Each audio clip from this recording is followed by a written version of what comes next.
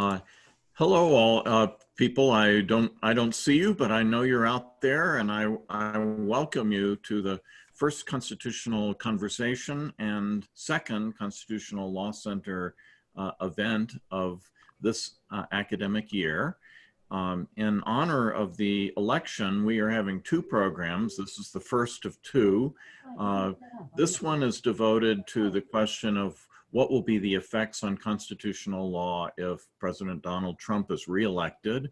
And the next program, which will be on October 7th, will be on what will be the effects on constitutional law if former Vice President Joseph Biden is elected president. And in both cases, we have invited a distinguished supporter and opponent of these two candidates. And I just want to say something about the philosophy of these events is that, you know, we hear the elections, all elections are filled with noise, much more noise than signal. This election, perhaps more than most, and yet it's important for us as, especially as lawyers, but as citizens to think seriously about these candidates and actually to deal with the issues as issues. And so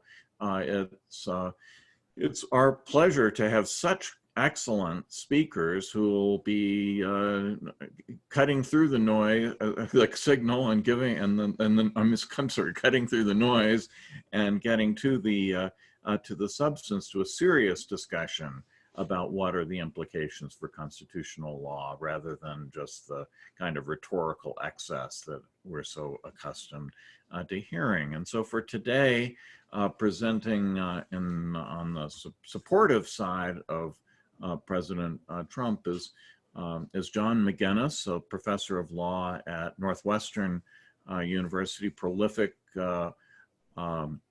scholar in constitutional law. And he served in the Department of Justice in the 1980s under President Ronald Reagan.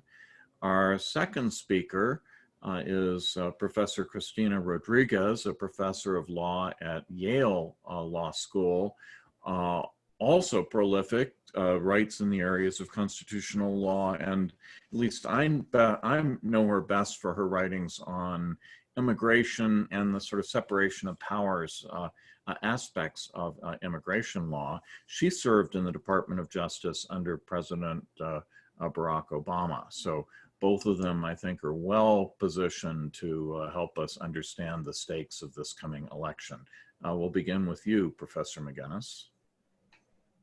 Thank you very much, Professor McConnell. I'm delighted to be here. And let me just clarify at the moment, I actually haven't quite decided how I'm voting in the election. I'm here, as I understood it, to present what I am extremely enthusiastic about, the Trump judiciary. There are other issues which I'd be happy to address, but here I'm just extremely enthusiastic about what Trump is doing for the judiciary. And first of all, I recognize that today's news is dominated by reflection on Justice Ginsburg's sad death and her legacy and the process for her replacement. But I want to try to broaden our discussion to look at the prospect of more Trump judicial appointments in general. Even before Justice Ginsburg's death, President Donald Trump had issued another list of possible Supreme Court nominees. By and large, they resemble the nominees of previous lists. They are mostly established jurists or well-known lawyers and Republican administrations who have a record of adhering to originalism and textualism. Thus, I think it's fair to say that a second Trump administration would nominate justices and judges very much in the molds of those nominated in the first administration. His judicial nominations have unified his party and even garnered praise of many never-Trumpers who before the election thought he couldn't be trusted with judicial nominations. Even politicians who like to break the mold like Trump, they want to stick with past successes. And so I want to focus on the most important result of a second Trump administration for our constitutional law. And I don't think that would be any specific set of decisions, although I'll talk about some at the end, but the maintenance and substantial strengthening of the culture of originalism. That culture consists of following the original Constitution, including its amendments, most importantly, the Reconstruction Amendments, Legal culture counts in forging future constitutional law. Most lawyers, and indeed many judges, rarely ponder the correctness of legal methods. Jurisprudence is the legal atmosphere that they breathe unconsciously. But the justices and judges that Trump will appoint will be self-conscious originalists and textualists who will create the jurisprudential weather for their time. Even most of his opponents concede that Trump judges are some of the brightest and best credentialed justices appointed by any president, because a second term for Trump makes it far more likely that a majority of the court will be originalists or judges very sympathetic to originalism, as well as having scores of new federal appellate judges who are well disposed to originalism. This second wave is likely to have a decisive change in the way lawyers behave. And that's because lawyers want to win cases. As a result, more briefs will canvass original meaning and dig into the legal and historical background of the Constitution's provisions. And this kind of briefing will happen not just at the Supreme Court, but in appropriate cases in the Court of Appeals. Actually, many Court of Appeals judges appointed by Trump have already rendered decisions where the influence of originalism is readily apparent. These appellate decisions, in turn, will broaden the culture of originalism and put pressure on the Supreme Court to be more originalist. And that's true even if Justice Breyer were not replaced in a second term. Of course, judges and lawyers have limited time. There's a necessary division of labor between them and scholars who have greater leisure to research the original meaning of the Constitution. More originalists on the court provide greater incentives for originalists in the academy. And I think incentives for the judiciary are particularly important for a culture of originalism as opposed to some other kinds of legal culture, because frankly, the legal academy leans very far to the left, and the academic left in general is very unsympathetic to originalism. Nevertheless, a Supreme Court that's entrenched in originalism by additional Trump appointees for the foreseeable future will move even some left liberal scholars to investigate original meaning more closely in the hopes of finding something that will persuade the justices. That development is to be welcomed. Originalism is greatly enriched when professors with different ideological perspectives come to it. Law will benefit when people of diverse ideologies add to our knowledge of the evidence of original meaning. Originalism in the modern era began, I think, with a particular ideological valence, a critique of the Warren Court, which had a strong majoritarian flavor to it, led by people like Judge Bork. But then it's been enriched by many libertarian scholars who focus on the original meaning of provisions that protect individual liberty. Liberal professors also, I think, have potential to add to this debate, arguing for original meaning and for results that might be more friendly to contemporary liberals. Of course, not every scholar is equally correct. Ideology can take many wrong turns, but over time, originalist culture helps scholars sift through the evidence and helps the profession reach consensus claims. Another effect of a more intense culture of originalism will be a reconsideration, I think, of the doctrine of stare decisis. That reconsideration is already occurring on the Supreme Court. In the last term, Chief Justice Roberts, Justice Kavanaugh, Justice Thomas all wrote important decisions worrying about the structure of stare decisis on the court. And I think that's right to be worried. Stare decisis, I think, has frequently been criticized as a doctrine of convenience, I think because it lacks clear rules. And I think we're going to see a focus on making better rules for stare decisis. But if originalism is to flourish, its reconsideration must recognize the benefits of originalism, because otherwise, over time, erroneous precedents will just replace the original Constitution as written. A culture of originalism will ensure that these benefits are considered in our reconsideration of stare decisis. A culture of originalism would also have the great benefit of reviving constitutional politics. When the legal culture permits justices to update the Constitution to create new rights or principles like the right to abortion, social movements naturally focus on getting justices appointed to the Supreme Court. But if originalist decision-making is seen to be a place for generation of law, as it will be after a second Trump term, these movements will naturally tend to changing the Constitution through the amendment process itself. That process has previously enacted great improvements to our fundamental charter, including the ending of slavery, the granting of equal rights without regard to race, the prohibition of racial discrimination in voting, and the extension of the franchise to women. And note that that last case, men voted to diffuse their franchise in order to bring women into the franchise. And I think that suggests how constitutional politics can actually help justice promote self-interest. A renewed constitutional politics has many advantages for the nation right now. Because the constitutional amendment process requires a consensus. It prompts citizens to spend time persuading and compromising with their fellows. In that culture, people have fewer incentive to treat one another as enemies, because they're not likely to succeed in getting a constitutional amendment if they do.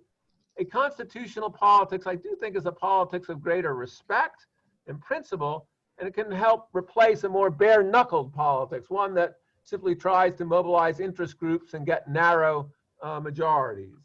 And because it is a politics of high principle, it again puts our founding ideals at the center of politics. America has benefited, I think, when it has a civic religion of constitutionalism, even one whose dogmas are contested. Without that religion at the center of our debates, citizens have less in common. In the 19th century, actually, citizens held parades. It's hard to believe, but where they held the Constitution aloft in their parades. Now, I'm not sure a revival of originalism and the constitutional politics that it will generate will get us marching again, but it may get us talking again to one another.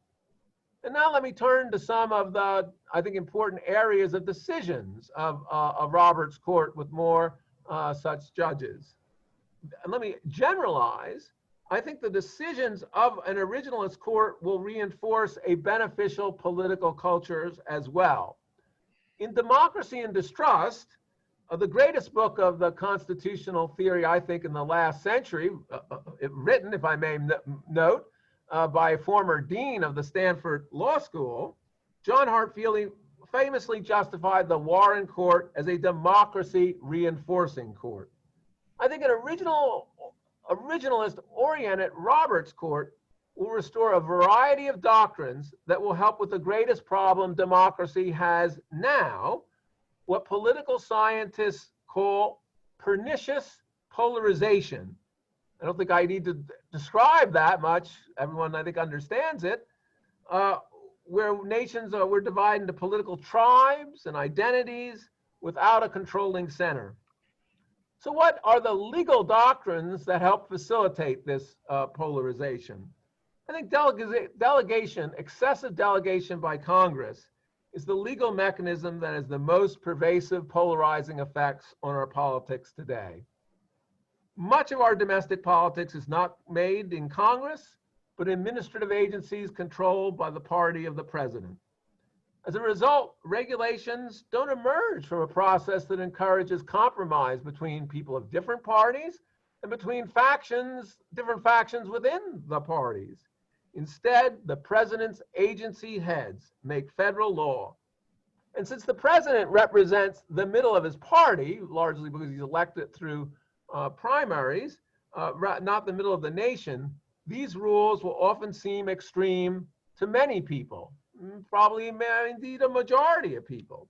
And when a president of the opposite party enters office, newly empowered agency heads often can change the rules 180 degrees. We have seen this cycle play out between the administrations of Obama and Trump in policies ranging from the environment to telecommunications to immigration to Title IX regulations on sexual misconduct. Not surprisingly, each set of partisan rulemakings angers members of the other party, making them more likely to take an even more extreme path when their party wins the presidency and gains control of the administrative state they know probably only for a relatively short time.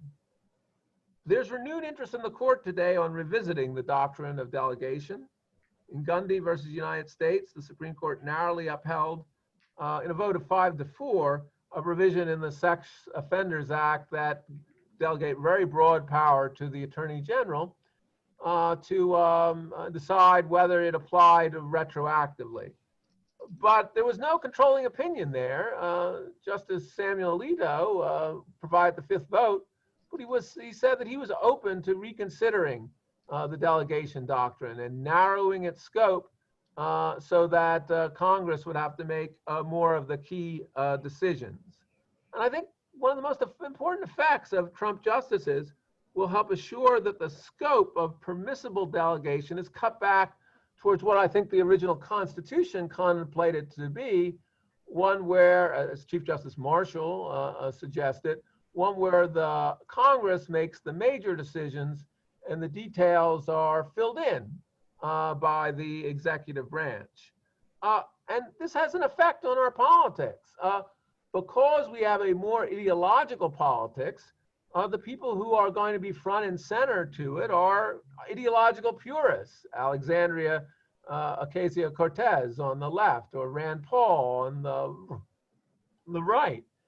And the people who are not going to be at the center are the deal makers in Congress. And we can, in fact, it's in some sense hard to name them today. Maybe Chris Coons of the Democratic Party, maybe Senator Alexander, now departing, I think, because he can't make as many deals as he could in another kind of politics. An originalist court is also very likely to revive federalism by strengthening in some measure the limits of the national government and not creating new national rights. And federalism also tempers polarization. And how does it do that? Well, it does that by leaving more political decisions to be decided by states. And that tempers polarization by the sense that not everything is up for grabs in national politics. And federalism allows people to agree to disagree, which also allows for a tempering of polarization. And one thing I think also is important about federalism, and this connects up to the advantages of creating a greater constitutional politics where people think more about constitutional amendments, federalism allows different states to have different experiments, and if they're successful, they can provide an impetus for a constitutional amendment that may nationalize some rules that really only states have power to make for themselves. And finally, I think as important as what an originalist court will do is what it won't do. I think it will avoid creating rights out of whole cloth, and I think nothing has been as divisive as some of those rights. Roe v. Wade, of course, very much comes to mind. Other rights that a non-originalist court could mint, from assisted suicide to welfare rights, are likely also to be divisive. And of course, one of the problems is they can be made through provisions of the Constitution. I think that originalists, I think, never had a consensus support among the American people. And even for rights that are in the Constitution, like the First Amendment, originalism, in my view, at its best, and we can get into this in its Q&A, requires respect for the other branches. And it requires displacing their judgments only when the court is clearly convinced that the other branches have overstepped their constitutional bounds. In short, the Constitution, is interpreted according to its original meaning, promotes a politics of consensus in constitutional politics and a politics of compromise in ordinary politics. A structure for ordinary politics that requires wider agreement necessarily leads to a legislative agenda that appeals to a broader group of citizens. The search for this agenda encourages citizens and politicians to ponder their aspirations, what they have in common, and to listen to one another, because that's the way they can get things done. Such a political process holds out the hope of uniting rather than dividing the nation, because in a world with consensus requirements, citizens are more likely to identify with the polity as a whole rather than see themselves as an embattled minority hoping for a chance to rule when their president gets into power. Indeed, a consensus politics ultimately has the capacity to improve citizens' views of one another. With less delegation by Congress, and therefore less unilateral action by the president, and less unilateral action by the court, and more legislative compromise, Gentlemen, we try less to often come to an see end. one another as targets or threats, and more often as partners in a common enterprise. a political structure that rewards extremes also rewards demonization, and we have too much of that in our politics today. But the consensus structures of our Constitution, John, your time is structure up. of constitutional change and ordinary politics, our Constitution as amended and as importantly as amendable can bring forth the better angels of ourselves, even in a divided polity. Thank you. Thank you, Professor McGinnis. And now we'll hear from Professor Rodríguez. Thank you, Professor McConnell, for this invitation, and thank you, Professor McGinnis, for those remarks. I really admire your optimism about the possibility that a Trump re-election will promote civic deliberation and compromise instead of polarization because of his effects on the judiciary. I'm not quite so optimistic, and I hadn't really thought about a resurgence of or perpetuation of originalism as in any way connected to those goals that I share with you. So it's a really interesting perspective to take into consideration. I think that my diagnosis of how a Trump election would affect constitutional law coincides a great deal with yours. I think where we would probably disagree is in how to evaluate that possibility. So I want to start with the shape of the Supreme Court and the judiciary, just as you did, because we've already seen a transformation, and with his likely replacement of Justice Ginsburg, much of what people might have been hoping for in a second Trump term will actually come to pass, whether he is elected or not. But I'm less confident that his ability to replace Justice Ginsburg, whether it leads to a resurgence of originalism or the creation of an originalist court or not, will promote compromise and deliberation. Instead, I think it just increases the weight of minoritarian government on the majority of the polity that would prefer a very different Supreme Court and a very different judiciary. I think that apart from the substantive areas of the law, that a rock-solid conservative majority is likely to continue to transform, that the shift in the court could lead to a pitched and polarized constitutional politics from the left. If we have a situation where the Democrats regain the Senate, I think it's quite possible you will actually see efforts to expand the court in order to pack it in the future, though obviously with the Trump presidency, that's not likely to happen, or more likely efforts to strip the court of its jurisdiction to try to take it out of some of the debates where originalism, in your view, might play a role. So the kinds of constitutional politics I think a Trump victory will promote with respect to the court are much more adversarial and much less likely to promote deliberation. Originalism itself, I think, compounds the sense that minoritarian government is weighing down on the polity and inhibiting it from realizing what are its majoritarian preferences. Apart from the way that a Trump second presidency or second term would transform the judiciary, and I think it will only make it more likely that he will be able to create a judiciary that even a subsequent Democratic president after the 4 years will have a very difficult time counterbalancing.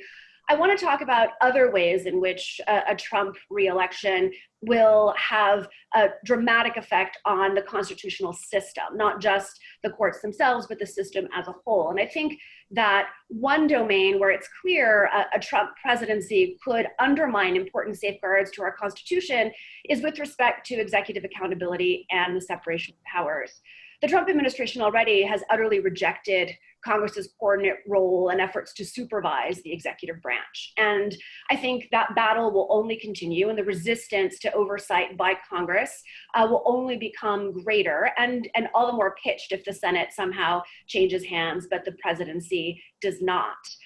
In addition to that, it's clear from this term, it will only be more true in the second term, that the systems of accountability that try to root out corruption, malfeasance, misuse of power are under serious strain by a presidency and an attorney general and other officials who are not interested in those safeguards. The best example, I think, of that is the system of inspectors general, which was enacted after Watergate to try to ensure that agencies and the administration that ran them could be held to account. But Trump has laid waste to the inspectors general, and the threat of firing hangs over anyone who serves in a capacity intended to check the presidency under a second Trump term. And of course, we know that a second Trump term will unleash any restraint that the possibility of re-election may or may not have imposed on him.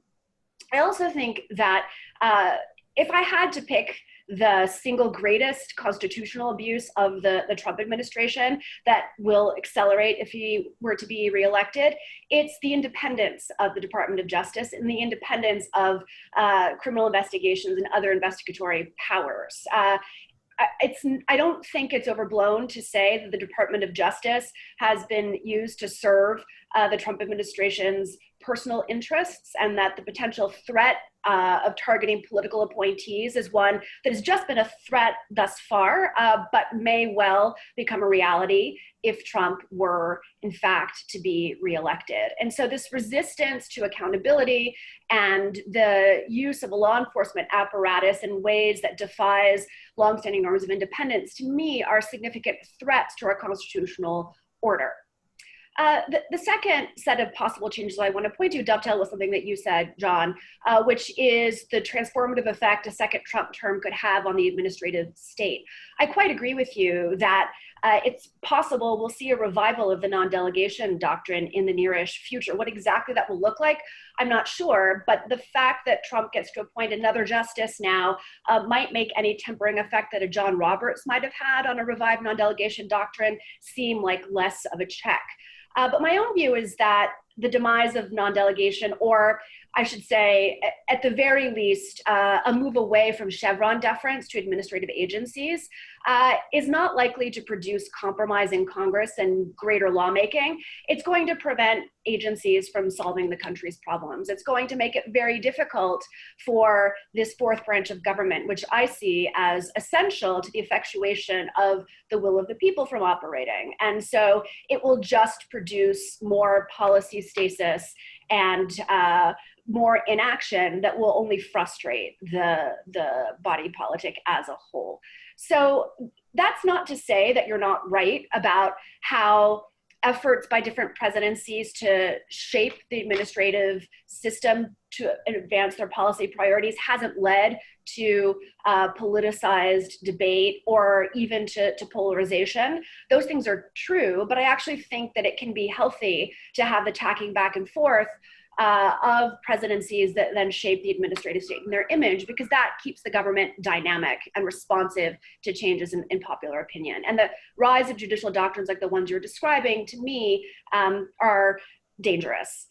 I think that coupled with a perpetuation of the way that Trump has managed the administrative state is doubly concerning. And one of the reasons that I most fear a second Trump presidency. I think that one of the greatest dangers that Trump presents is his disdain for expertise and his willingness and the willingness of officials who work for him to substitute political judgments for judgments that should be grounded in expertise, data, and reason. And I think that that assault on the civil service that has been a hallmark of the last administration is only likely to continue and probably to accelerate if he wins a second term. The next point I'd like to make is relevant to what you say about the possibility of having a polity that thinks of itself as the polity of the whole rather than divided into component parts. I find it hard to believe that a re-election of Donald Trump would actually promote that, because one of the things that Donald Trump has consistently said is that he is the president of the people who support him. There are many pieces of evidence that are suggestive of that. I think that the executive order that was just issued about anarchist jurisdictions is a really good example of the politicization of the presidency in a way that actually undermines national unity, because it's suggestive of targeting of jurisdictions that are not supportive of the president. Even if there are legitimate public safety problems occurring there, the idea that you would take money away in a form that's unconstitutional, I might add, from jurisdictions that you think need it is itself a problem. I also think that this is reflective of a larger problem of polarization in the country today that a Trump reelection would only exacerbate, that does have an effect on the constitutional system as a whole, and that is the rejection of the idea that there are systemic racial inequalities, the denigration of the Black Lives Matter movement, and the failure to try to heal some of those divisions, and instead to try to exacerbate them, including by using the president's law enforcement authorities. That undermines the cohesiveness of the polity and fails to address underlying systemic problems that make our constitutional order not work for everyone in the country. And since I've hit the 10-minute mark, I'll leave it there, but I, as a last point, will say that up until, I would say, 6 months or a year ago, I didn't really take seriously the claims that people made about a Trump term being a threat to the continuation of democracy. And I believed that courts, agencies, states and local governments, and public opinion would save us from a corrupt administration, one that wasn't interested in the separation of powers, and a president who has no sense of the public good, even if some of his officials do have a sense of the public good. I think we need to take those concerns seriously now if Trump is to win a second term, because unleashed from the need to win re-election, it's unclear that he himself will return to any of the norms that our Constitution embodies, whatever his judiciary is able to do.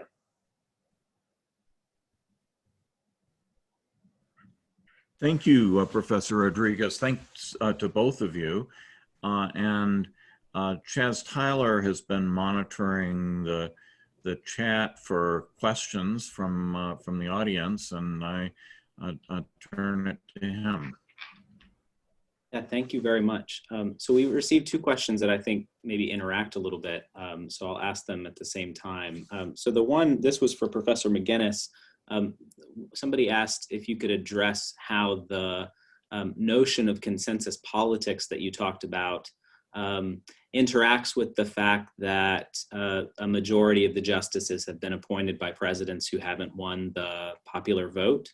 And then for Professor Rodriguez, we received a question which was whether you think the court should decide cases based at least in part on what they think the majority of Americans would want. So I don't think that we have a system in which the president makes a decision, and very few actually. So let me just make clear, this is not only Republican justices. I believe that Justice Breyer and Justice Ginsburg, they were appointed by President Clinton. I don't believe President Clinton ever won a majority of the popular vote either. So this has been a pervasive issue on both sides. I'm not sure how much partisan valence it necessarily has, whereas George W. Bush did have a majority in his second term. So I'm not sure there's partisan valence, but let me answer that more generally. We have a system, of course, where we have not only the president appoints, but then the Senate confirms the justices. And so that's a way of trying to address that.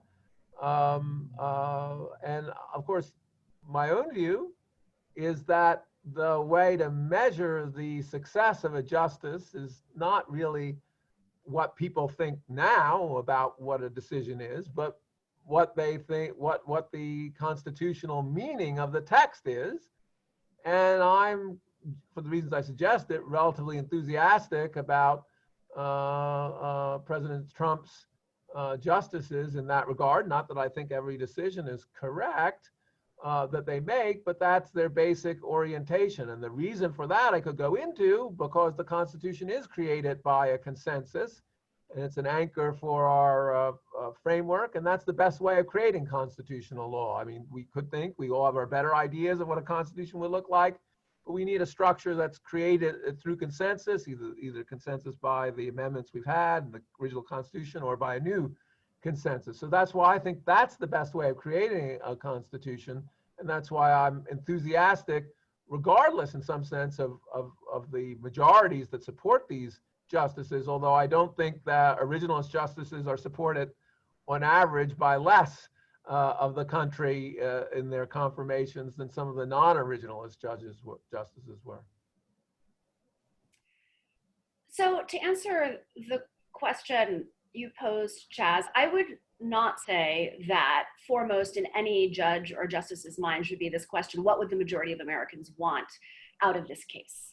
That's not an appropriate approach to judicial decision making. And I think that any judge in the vast majority of cases would use the variety of tools that are familiar to law students and judges to try to figure out what the right answer to the question is. But of course, interpretive methodologies carry with them points of view and likely outcomes. And so I think that it is incumbent on people who are making decisions that have effects on the population and that are that can constrain what legislatures are capable of doing, to think about what it would mean to, for example, unravel a system that has worked reasonably well to address the social and economic needs of the people for the last however many decades. And with that, I'm referring largely to the administrative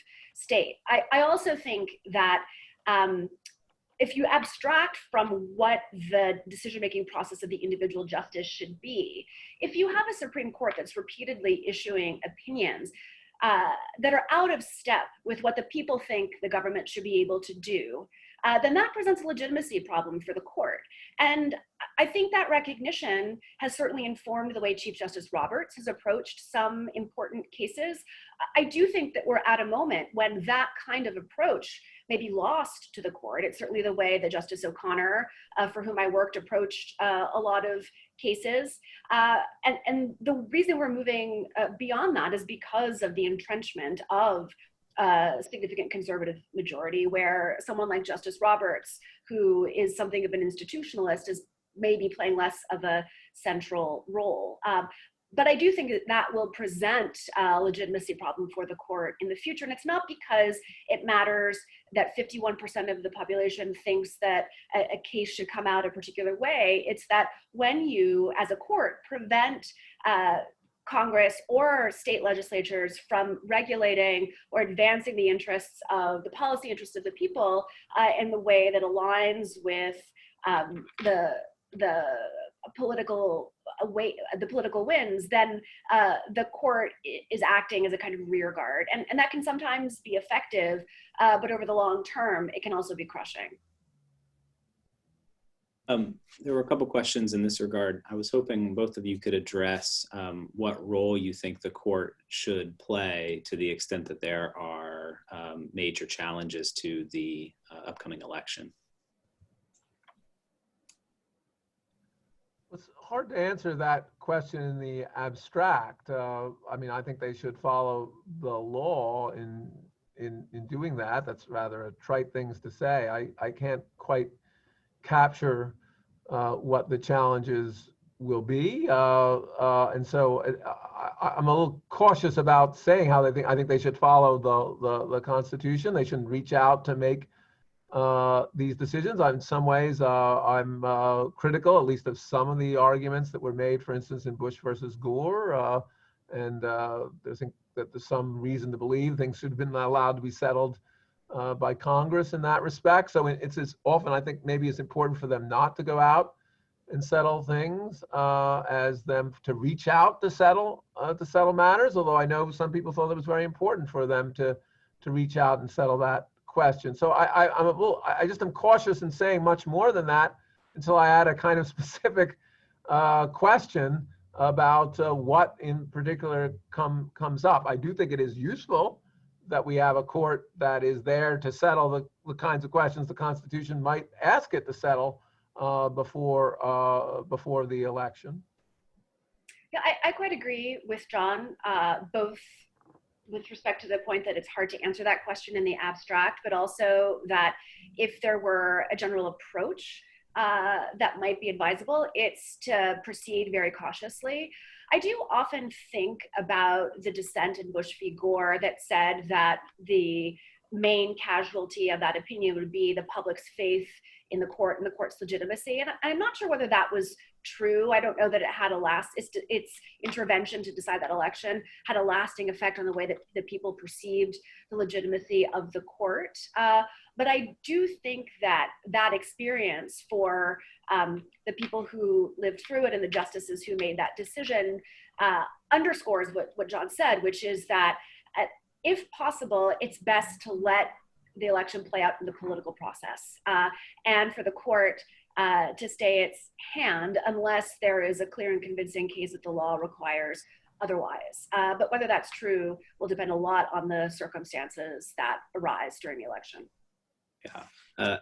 Here's another where multiple questions sort of intersect in interesting ways. So these are two questions for both of you. So one is about the kind of Congress is meant to be the most powerful branch in a way in the Constitution, and yet many people perceive it to be now fairly weak and ineffectual. So are there reforms that you would suggest that could reverse that trend? And then on the sort of other end, the court, I think many people think, has become too powerful, and that it is very odd that our politics has become so divisive and so centered around the replacement of one judge on a 9-judge court. Are there any things that you would suggest to kind of reverse that trend if you think it would be advisable to do so? So I can take this one first. I think it's possible. I'm guessing this is something that John would support, that if Congress were forced to legislate more through a revival of the non-delegation doctrine, that could promote more legislation, more deliberation over how to address some of the big problems of our day. I'm skeptical that will be true, because I think the problem is deeply rooted in our political culture and with the things that have caused our current partisan polarization. And so I'm not that optimistic that anything the courts could do would ultimately fix what's wrong with Congress. And I don't know what the solution to our polarization is. I don't think a Trump re-election is the solution. I can say that with some confidence. I also am sympathetic to these arguments that the court has become too powerful, or at least the idea that the decision by one person whether to retire or the prospect that one person will die affects the trajectory of so many areas of the law is troubling. It shouldn't be that way, but life and history is made up of so many contingencies of that sort. Legislative failures or successes also are informed by contingencies of that sort. And I think that those are somewhat inevitable. My instinct is to be opposed to court packing plans, as well as to jurisdiction stripping proposals that would aim, on the one hand, to counterbalance ideologically the court, and on the other, to reduce the court's power. And that's because I do think that courts generally play an extremely important role as backstops against the government, as ways of checking that what the government is doing with its awesome power is not abusive, follows procedures that have been laid out, and adjudicates individual cases fairly. And I don't know that you can prevent a grand jurisdiction stripping proposal from having an impact on that vital role that courts play, and not just in the protection of due process, but ensuring that government has integrity. And so I'm skeptical of those kinds of proposals. But that doesn't mean that we shouldn't look for ways to promote constitutional politics, like what John was describing, through means other than litigation to the court to win the battle for your side. So let me begin by agreeing with Christine. Let me enlarge a bit on it about the delegation point. I do think that's a very serious issue because it changes members of Congress's incentives. They want to get reelected. course, taking positions, hard positions on exactly how we're going to go about dealing with climate change, probably not the best way of getting reelected. Investigating people, being angry, getting maybe a way of getting better campaign contributions, may get you to reelection. So my view is that Congress becomes more powerful, oddly enough, when it doesn't it becomes more relevant to our politics when it's constrained, actually when it to legislate in a way that it has to take positions. And so that's why I'm so enthusiastic about some revival of the non-delegation doctrine. It, of course, could be done by Congress as well through framework legislation that requires it to take votes on important regulations by the agencies. That's where I see the greatest hope of reviving congressional government, because I think it's absolutely true that the framers thought Congress was going to be the most important power. And it's very troubling in many ways what has happened with respect to the presidency. And I think delegation is one reason. Another point that I would add to that is the president's ability to have undeclared wars, which I think also can be polarizing. And I think that's a real constitutional problem and a departure from the original meaning of the Constitution. And I would hope that an originalist court could find some way of addressing that as well. So let me just say why I think originalism is one way of reducing the power of the court. And let me say it in two ways. One, I do think, as I suggested in my remarks, it prevents the court from creating rights out of whole cloth. And I actually think that's true of abortion. And we still see that as the most divisive issue that the court has put into our politics. I think it's actually hurt in many ways the left liberal side of the spectrum more than the conservative side. But what it's really done is I think it's polarized the country. We're still talking about abortion 40 years later because of Roe versus Wade. But another way beyond that is it encourages an empirical view of what the Constitution means. And so we go through, we try to figure out what that means. It's available to everyone. We don't have to get into the inside the justices' heads. So that's why I think that actually with a court that is an originalist court, you have a somewhat more stable court, at least over time. And that I think is an advantage to the polity. So we had a number of questions from people that have really great existential worry about President Trump in the second term. So I'll just ask a couple of the scenarios that got asked about and get your reflections on them. So one was, are there any protections against the possibility that Trump might declare a national emergency and institute military rule? Do you think it's very likely that Trump may simply refuse to comply with court orders in a second term? These sorts of things that people really worry about, that's a total breakdown of the rule of law. How worried should we be about those things? Well, I think we have to separate out the rhetorical Trump from the way that Trump acts. Trump has complied with court rulings, and that strikes me as very much in keeping with his character. Not a character, I must admit, I'm very enthusiastic about. I don't want to seem to say that I think Trump is perfect. I think the most serious problem with the president, I'm quite enthusiastic about many of his policies, even outside the judiciary. But the most serious problem is I think there is a role as head of state that he does not fulfill well. And one of those things is to be not only to comply with things, but comply with things in a dignified way. And one cannot say that he's brought a greater dignity and gravitas to the Oval Office. And so that's something I would be quite critical to him, critical about him. But I think the concerns that he's going to rule, the concern that he's going to bring in a military dictatorship strike me as somewhat fevered. I don't think that's any more likely. I mean, there could the worry that we're going to have Biden's going to bring in, and we're going to move towards socialism if Biden is president of the United States. These, I think, are fevered arguments. I understand why some of Trump's rhetoric might lend people to that kind of fevered imagination. And so I think that's a criticism of Trump, but I don't think it's really true. And I do think, and here I do disagree, and I disagree in part because I know the Attorney General, I work for him. I do think, including the people who run the Justice Department, there's a great commitment to the rule of law. Of course, they disagree with a lot of the way people understand the law to be, but that's natural within administrations. There's a lot of disagreement with respect to some of the rules that Obama did. And some of those were thought to be quite extravagant. Some of his actions in immigration were thought to be well outside the bounds of law. And we had debates about that, but I do not see any serious evidence that Trump is not going to comply with court orders, let alone bring in a military dictatorship.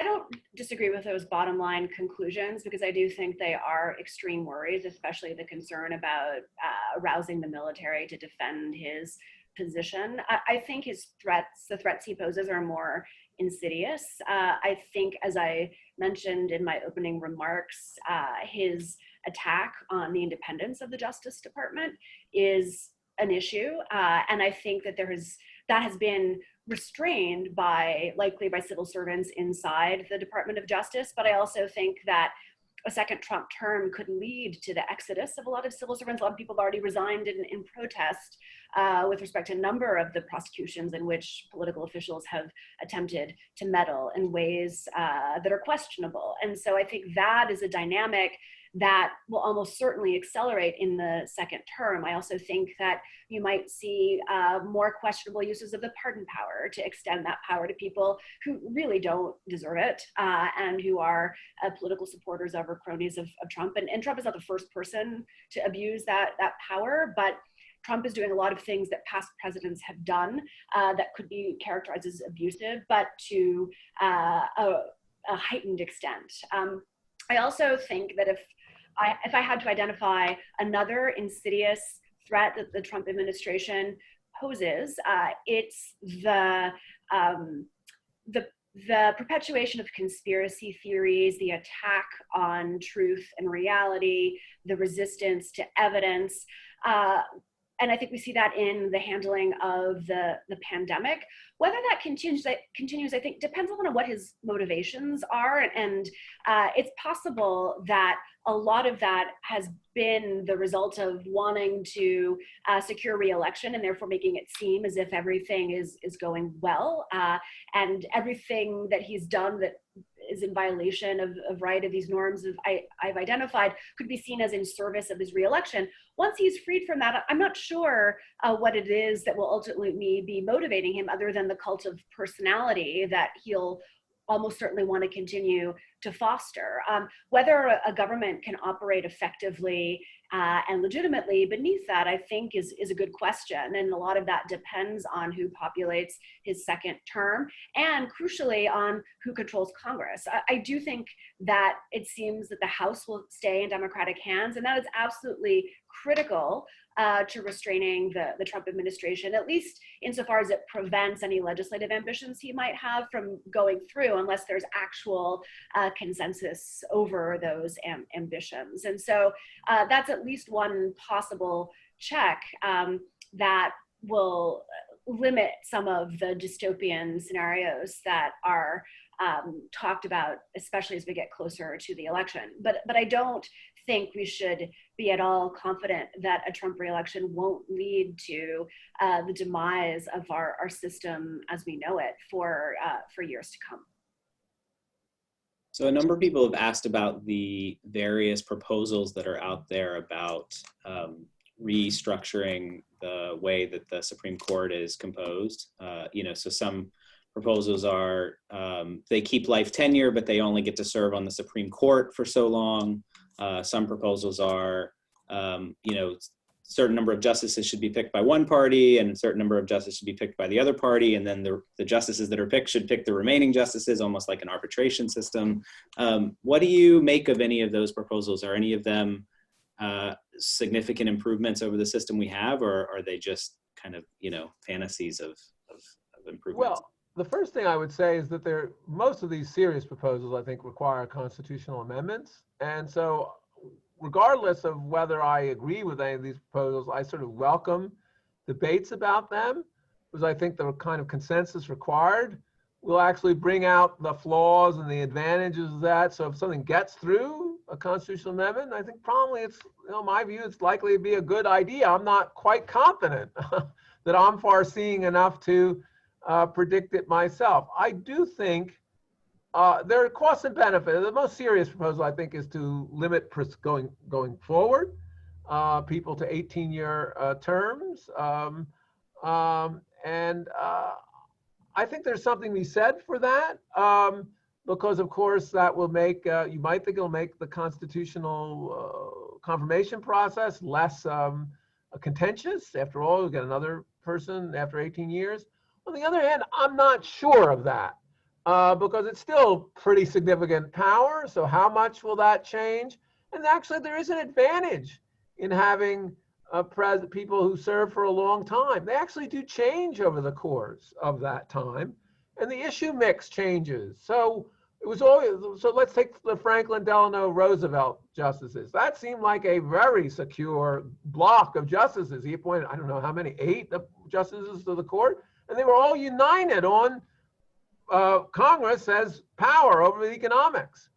But then they started to divide over, without regard to politics, over the extent of individual rights and how much that, so they really sort of acted under a kind of veil of ignorance of the partisan considerations of the president over time. And we've seen that to happen as well with other justices. They move around. So I'm not as confident of that. I do think there's this problem, which is that you might worry that medical technology is going to lead to justices who will have just huge tenures of 40, 50 years.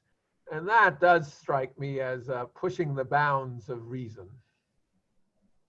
Yeah, I tend to agree that limiting the justices' terms would be the most promising way of reshaping the court to diffuse a little bit the confirmation controversy, though I agree with John both that a constitutional amendment would be required and that they would still be very significant appointments if you had a term long enough to ensure independence. So I think you need a sufficiently long term so that the justices aren't thinking about their next position in government and therefore currying favor, and that they are on the job long enough both to learn and master it, but then also to evolve, as John suggests. Because life expectancies have increased dramatically, and because when you're on the court, you're cloistered from the world around you. Even if you're reading briefs, you live a very secluded kind of life compared to someone else who's out in the world. And so no matter who you are, I think you lose a little bit of touch with the world over which you're presiding. And so that's yet another reason why it's important to limit their terms. We could, I suppose, reevaluate what the Constitution means by good behavior, but the Supreme Court is not going to do that in a way that limits their life positions. And so for that reason, I think the constitutional amendment would be required. I also think, and I know we're running out of time, that proposals that overemphasize partisanship or partisan balance in the way you would try to structure an independent commission create the wrong framework for the court, because I think that it's not always the case that the party of the president who appoints the justice predicts the way that justice will be. There are lots of examples of that. That might be changing in our polarized climate. We'll see over the next several years if that's the case. And that makes the court an overly partisan institution where balance is sought, when instead you should really be thinking in terms of a multiplicity of life experiences and perspectives on interpretation and adjudication that will inform judicial style decision-making through the deliberation the court engages in when it's working at its best. Okay, I have one last question. So sort of 2 questions that I'll combine. So the one is, how should we think about the argument that Justice Ginsburg's seat might be replaced using a process that violates a norm that the Republicans said they were following in 2016. How should we think about that with respect to the legitimacy of the court? And then sort of related to this, it seems like the Senate has devolved into the sorts of disputes where they're constantly arguing about what is the original sin, who was the first to break the norms of confirmation. Is there any way you can think of to get us out of that mess? Well, you saved an easy question for the last one. How do we get out of the mess of the increasing confirmation wars? I'm skeptical that we sitting here can think of some way of doing that. I mean, there have been some ways that have been suggested. I'm fairly skeptical that they're going to work. I'm sort of at a loss to think that. There's some ideas have been suggested that that the Republicans give up this seat, appointing anyone until January in return for an agreement not to have court packing. I don't think Republicans are going to do that, because I actually don't think court packing is a very serious threat unless the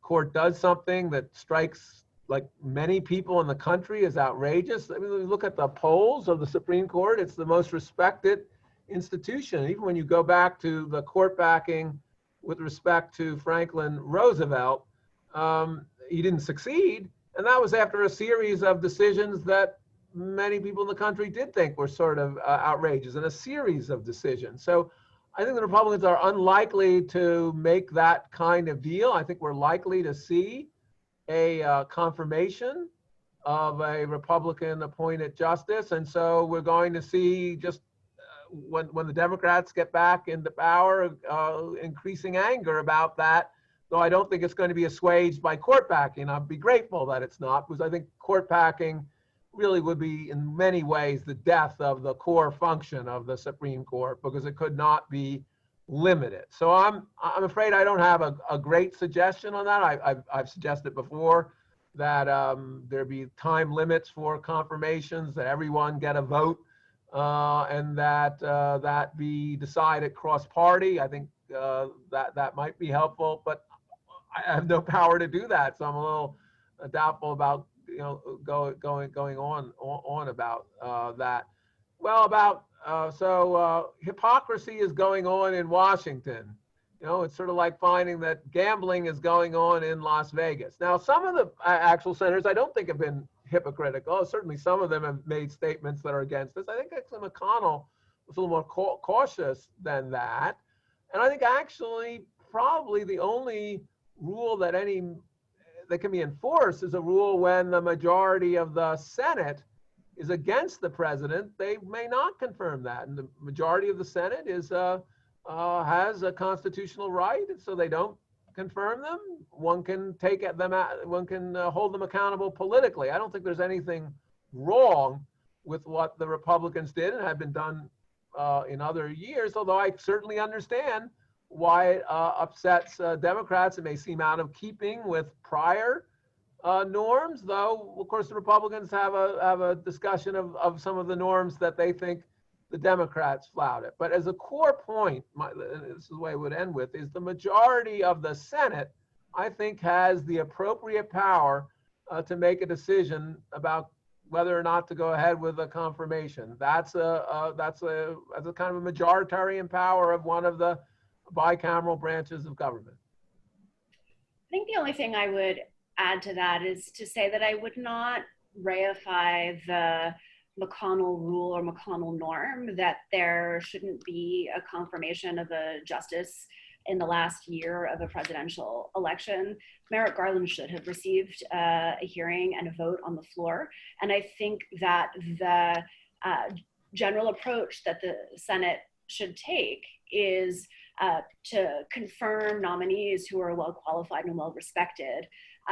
Whether you can trace the origins of the demise of that kind of norm of deference to Republicans or Democrats, I think is a historical debate of interest. And I don't have that much confidence in its revival. But this goes back to where we started with the importance of the court and whether its importance has grown so great that our politics can't function appropriately as a result. And it may be that the long-term answer to this question of how to end the hypocrisy or break the logjam or stop the spiral is to figure out how to reduce the significance of any one appointment to the court and to try to integrate the court into a system where its power is still considerable but doesn't seem so all-consuming, and that the future of the republic doesn't hinge on whether Democrats or Republicans get to appoint the decisive justice.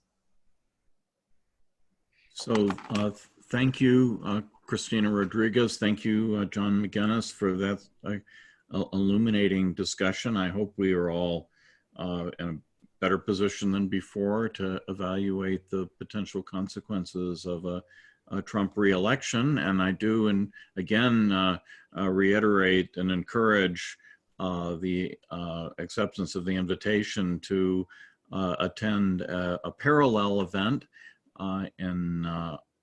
regarding the possibility of Vice President Biden being elected, where we have two also distinguished speakers. In addition to that, in the meantime, the Constitutional Law Center is sponsoring its annual Supreme Court Roundup. This is a time when we have experienced appellate lawyers come and talk about last year's term and the most important cases of last year and also of the coming year. This year, the speaker, and this will be October 1st, it's at 5 p.m. Please register. And the speakers are our own Stanford professors and heads of the Stanford Supreme Court Clinic, Jeff Fisher and Pam Carlin, and also our guest, Allison Ho, an appellate lawyer at Gibson, Dunn and Crutcher. So look forward to that event and to, I would say, to seeing many of you from the audience at that event, but I'll just say looking forward to not seeing you, but knowing that you're there. So again, please join me in thanking the two speakers for today. Thank you so much. It was a pleasure. It was a delight to be with you all. Nice to see everybody.